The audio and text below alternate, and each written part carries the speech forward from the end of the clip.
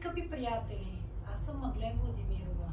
Намираме се в прекрасната творилница на Моника, а именно Моник Арт, на улица Хан Аспарух, 48.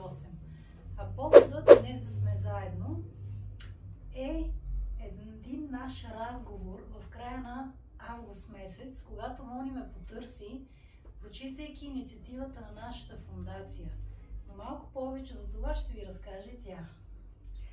Ами да, моя скъпа приятелка Мадлен, която аз много харесвам и следа много внимателно във Фейсбук, видях, че е започнала нова инициатива в изграждането на фондация Памет и дух български.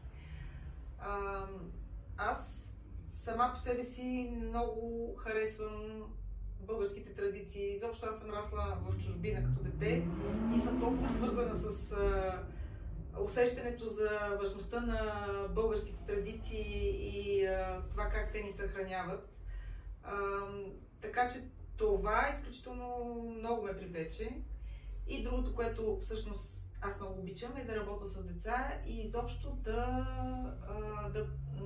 идеята да подпомагам деца чрез някаква благотворителна инициатива. И двете неща просто ми щракнаха в главата.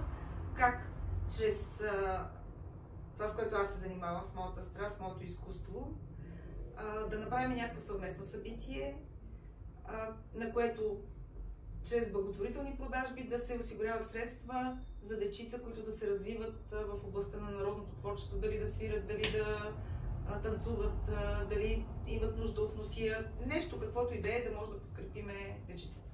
Да, в областта на фолклора. В областта на фолклора. Всъщност, скъпи приятели, сега ще дам думата и на Деси Хаджийска, нашата певица от фондация Памет и дух български, да ви разкаже малко повече за всички наши дейности, защото те не са една или две. Здравейте на всички! Аз първо искам много да благодаря на Мони за нейното благородно сърце.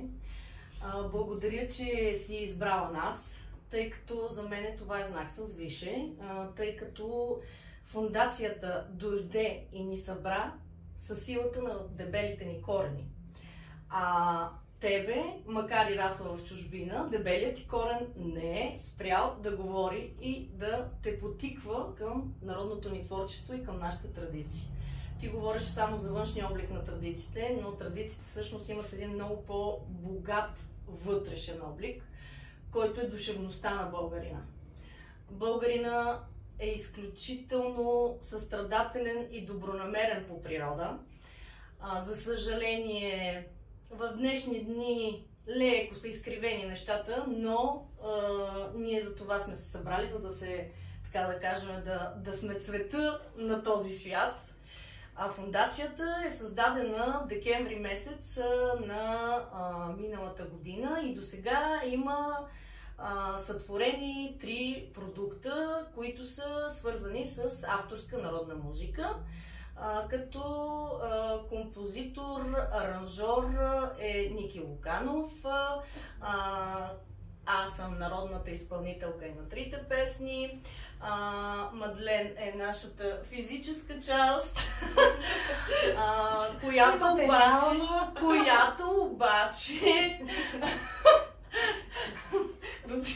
не мога да продължа сега, бях поела.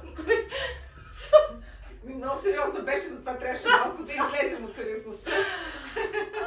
Която обаче е изключително богата душевност има и всъщност музиката винаги е била нейна пътеводна звезда. Така е, любовта към музиката ни обединява. Да.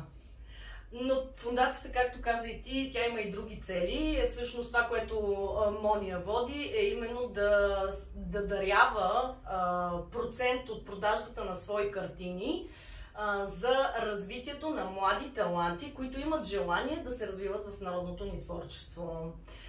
Също така, съвсем скоро каня всички, които искат, разбира се, да бъдат в единение с нас, да споделят част от времето си, пространството си, да обменят една енергия на много позитивизъм на 9 декември от 16 часа. Това е събота като ден, в комплекс Галерия Витоша, където наш гост ще бъде Димитър Гилев, който ще ни разкаже за Петър Берон, неговия живот и дело и съответно тайните на рибния буквар. Ще има и други изненади, но за момента толкова.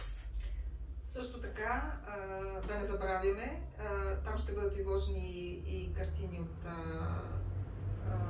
моето творчество, които всеки, който си хареса нещо, може да си купи за себе си или за подарък сега за предстоящите прекрасни празници.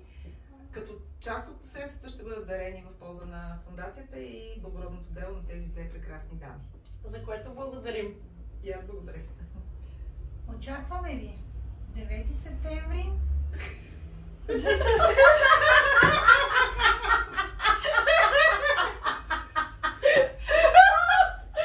беше уникално.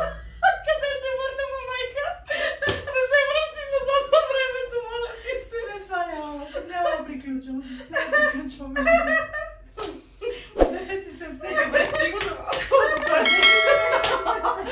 9 септември е много силно. Пък почервайте